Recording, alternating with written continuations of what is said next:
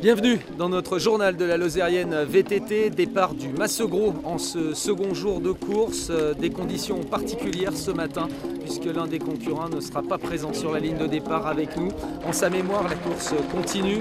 Aujourd'hui avec des traversées aguées, la descente du château de la Case, des points sublimes, tout pour les yeux des randonneurs. Et puis pour les compétiteurs, la grosse bagarre va continuer entre Thibaut Soutadé, Maxime Brajon et Flo Pellizzari.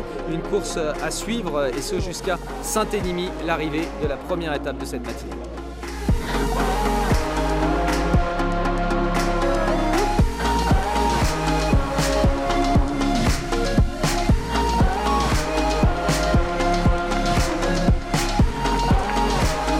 Une première étape neutralisée entre le Massegros et Cocnas, l'occasion pour les chronos et les randonneurs de parcourir ensemble les points sublimes de cette première partie de journée.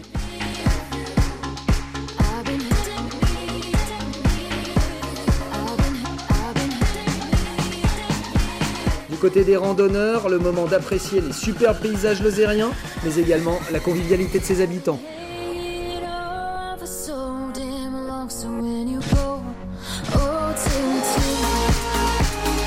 Pour la première spéciale de la journée, tous les ingrédients étaient réunis pour que la bagarre commence entre les meilleurs. Descente technique au château de la Case, traversée à gué engagée pour Thibaut Soutadé et quelques pentes avalées à grande vitesse qui donnent le ton de la journée.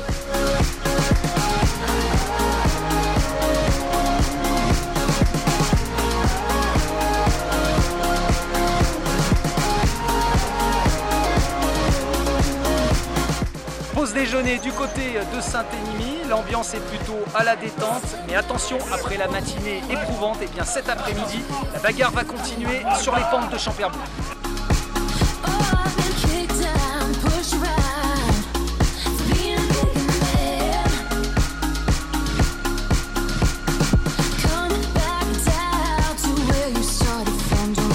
« 500 mètres de dénivelé positif sous un soleil de plomb pour cette spéciale qui n'empêche pas le Lozérien Robin de Feuvert d'imprimer du rythme à la course et de grappiller quelques secondes au général. Une spéciale qui a fait chauffer les moteurs, ça fume sous le capot pour certains.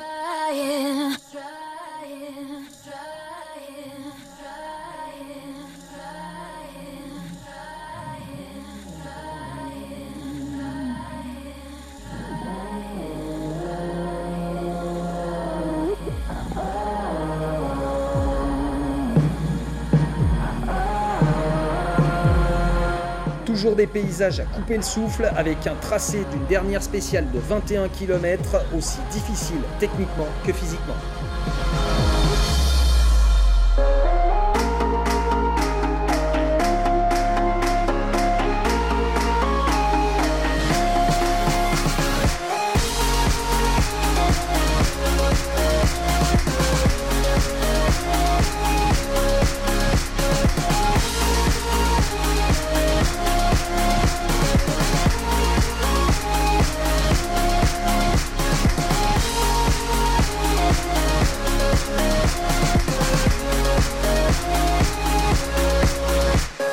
Deuxième journée pour cette Lozérienne VTT édition 2015, une deuxième journée éprouvante, une deuxième journée passionnante, mais qui aura laissé des traces dans les organismes.